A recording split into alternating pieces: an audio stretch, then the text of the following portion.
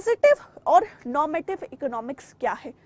तो जैसे कि इकोनॉमिक्स को हम दो पार्ट्स में डिवाइड करके पढ़ते हैं, एक होता है माइक्रो और दूसरा होता है macro. The same way economic analysis को हम दो पार्ट्स में पढ़ते हैं, यानी इकोनॉमिक्स को अगर एनालाइज करना है तो इकोनॉमिक्स को एनालाइज करने के लिए दो पार्ट्स होते हैं। एक को हम कहते हैं पॉजिटिव इकोनॉमिक्स और एक को हम कहते हैं नॉर्मेटिव इकोनॉमिक्स। चलिए आइए इनके बीच के डिफरेंस के बारे में हम बात करते हैं। What is positive and what is normative economics? ठीक है, तो जैसा कि मैंने आपको बताया, economic analysis is distributed into two part. एक को हमने क्या कहा? पॉजिटिव, और एक को हमने क्या कहा? Normative economics. ठीक है बच्चे, यूजीसी नेट की कोशिश करूंगी। देखो अभी कुछ पेड स्टार्ट ही नहीं हो रहा है। अगर पेड स्टार्ट नहीं हो रहा है ना, इसीलिए फिर मैंने यहाँ पर कुछ भी अभी आपके लिए पेड नहीं रखा। अगर पेड होता ना तो मैं आपको यहाँ पर पेड बताती, लेकिन फिलहाल कुछ भी पेड नहीं है। Everything is free of cost for all of you. ठीक है, ओके अब यहाँ पर इन दोनों के बीच के डिफरेंस को हम समझते हैं। बहुत ध्यान से समझने की कोशिश करिएगा।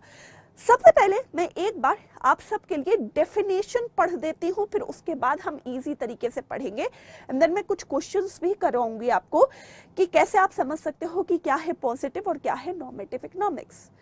पहले पॉजिटिव इकोनॉमिक्स में हम स्टडी करते हैं, we study how the different mechanism functions. यानी भाई अगर कोई प्रॉब्लम है तो इन प्रॉब्लम के क्या क्या सॉल्यूशन हो सकते हैं। फॉर एग्जाम्पल, ये एक एग्जाम्पल है, मान लो XYZ इज अ प्रॉब्लम, ये एक प्रॉब्लम है। इस प्रॉब्लम के क्या क्या सॉल्यूशन है, अगर हम ये फाइंड कर रहे हैं तो ये है हमारे लिए पॉजिटिव इकोनॉमिक्स एनालिसिस। ओके, अब आगे समझो। इसमें अब हम ये डिस्ट्रीब्यूट, जैसे हमने यहां पर लिख दिया कि भाई इस प्रॉब्लम के ये 6 सॉल्यूशंस हैं। अब नेक्स्ट स्टेप क्या है? मैं एनालाइज कर रही हूं कि भाई ये सॉल्यूशन अच्छा है, ये बुरा है, ये सॉल्यूशन अच्छा है, ये बुरा है, ये सॉल्यूशन अच्छा है, ये बुरा है। यानी यहां पर हमने 3 को क्या कर दिया? रिजेक्ट कर दिया।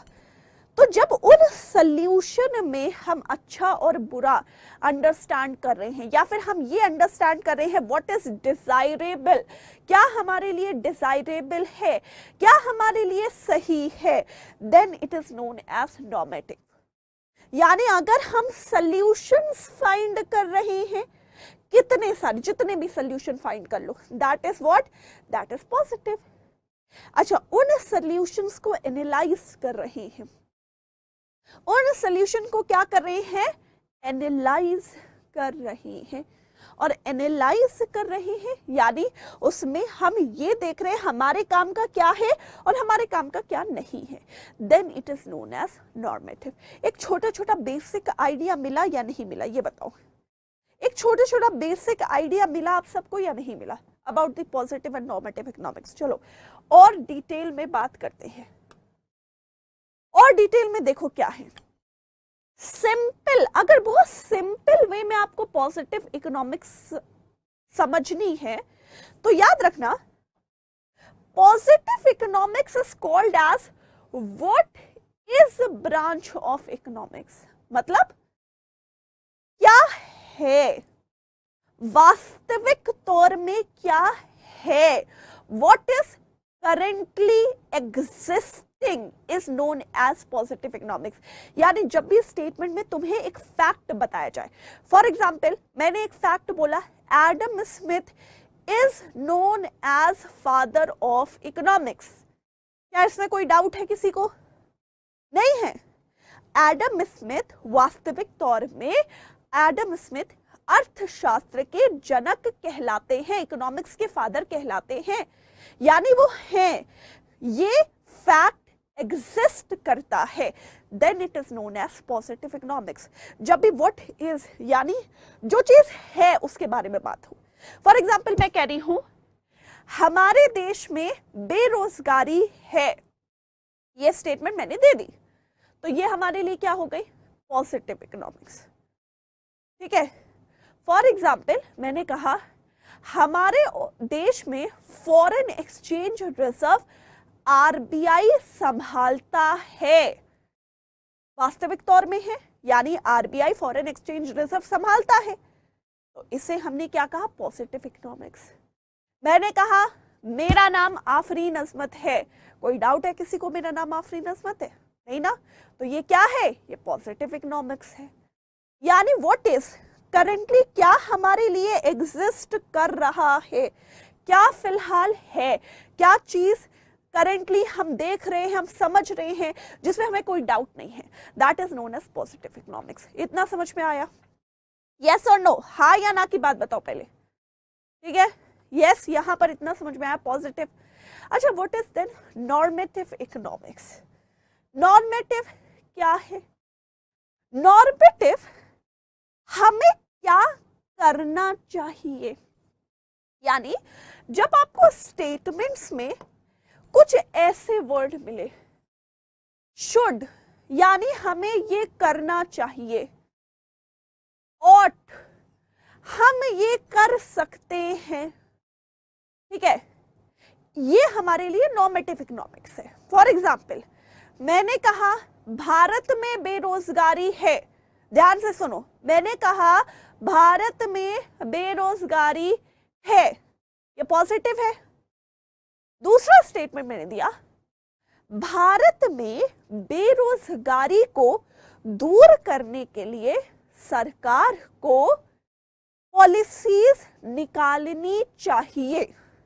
अब मैंने स्टेटमेंट दिया भारत में बेरोजगारी को दूर करने के लिए सरकार को क्या पॉलिसीज निकालनी चाहिए। अब वर्ड आ गया ना, सरकार को पॉलिसीज निकालनी चाहिए, यानी एक तो ये फैक्ट था कि हमारे भारत में बेरोजगारी है, दैट इज पॉजिटिव। अब एक ये फैक्ट आ गया, या फैक्ट नहीं है, इसका सल्यूशन ये आ गया कि सरकार को पॉलिसीज निकालनी चाहिए, सरकार ये काम कर सकती है, सरकार ऐसा कर सकती है, आरबीआई ऐसा कर सकता है, तो इसे हम कहते हैं नॉर्मेटिव इकोनॉमिक्स। समझ में आया कुछ? फॉर एग्जाम्पल मैंने कहा भारत का इन्फ्लेशन, बेरोजगारी का दर अभी 4% है, ये कौन सी स्टेटमेंट हुई? मैंने कहा भारत का बेरोजगारी का दर अभी 4% है, कौन सी स्टेटमेंट हो गई ये? It is positive economics. दूसरी स्टेटमेंट मैंने दी आरबीआई को रेपो रेट बढ़ाना चाहिए ताकि वो इन्फ्लेशन को घटा सके। मैंने कहा RBI should increase repo rate to decrease inflation of economy. Then ये स्टेटमेंट कैसी हो गई? ये स्टेटमेंट कौन सी हो गई? Normative economics. समझ में आया अच्छी तरीके से? यस और नो, हाँ या ना? चलो तो फिर हम कुछ क्वेश्चंस करते हैं।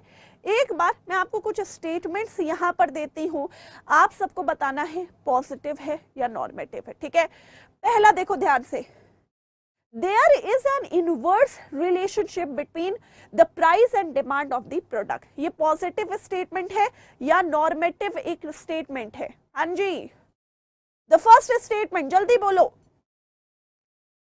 There is an inverse relationship, यानी कहा जा रहा है हमेशा कीमत और मांग, किसी वस्तु की मांग के बीच में उल्टा संबंध होता है। इट इज पॉजिटिव और नॉर्मेटिव।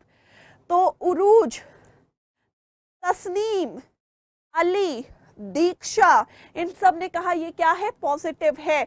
चलो फ्लिप करते हैं, बिल्कुल सही आंसर दिया। ये कौन सी स्टेटमेंट थी? पॉजिटिव स्टेटमेंट थी या पॉजिटिव इकोनॉमिक्स थी, क्योंकि बोला जा रहा है ना कि प्राइस और डिमांड के बीच में क्या है? इनवर्स रिलेशनशिप है। कूल, समझ में आया? Okay, next RBI should increase the repo rate in order to reduce inflation.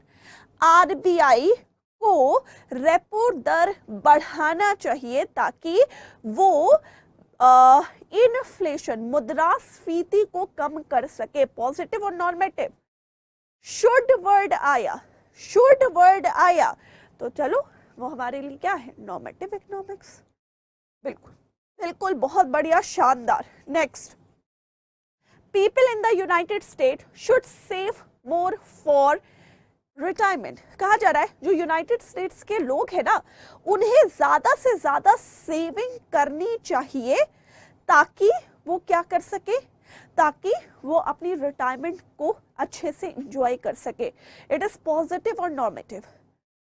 सोचो, शुड वर्ड इस्तेमाल है, यानी एक सजेशन दिया जा रहा है कि जो यूएस के लोग हैं उन्हें ज्यादा सेव करना चाहिए ताकि वो रिटायरमेंट को एंजॉय कर सके. तो then it is known as of course normative economics. क्या कहलाएगा, normative. Okay, next, Microsoft is the largest producer of computer operating systems in the world. Microsoft जो है वो largest producer कहलाता है कंप्यूटर ऑपरेटिंग सिस्टम का विश्व में. It is positive or normative economics? It is positive और normative economics. हाँ जी, tell me. Sorry, चलो जल्दी से बोलो, ये हमारे लिए पॉजिटिव है या ये हमारे लिए नॉर्मेटिव है? अभी तक आंसर्स नहीं आए हैं तो ये हमारे लिए क्या है, ऑफ कोर्स पॉजिटिव, बिकॉज ये रिप्रेजेंट कर रहा है करंट सिचुएशन को. देखते हैं फ्लिप ओवर करके. Of course it is a positive statement. तो हमने क्या कहा, पॉजिटिव. जब वर्ड आए ना, क्या है, व्हाट इज, करंटली क्या है, अभी क्या चीज है, या कोई फैक्ट के बारे में बताया जा रहा है, then it is a part of positive economics. Next, normative is what? Normative is कि अगर हम देख रहे हैं क्या होना चाहिए, व्हाट शुड बी, क्या होना चाहिए, या फिर हम कोई सजेशन दे रहे हैं, then it is known as normative economics. Clear है अच्छी तरीके से about the positive and normative economics? कोई डाउट है तो प्लीज पूछ लो, कोई डाउट है तो प्लीज पूछ लो. नहीं है, कूल. चलो नेक्स्ट, अब हम बैक चलते हैं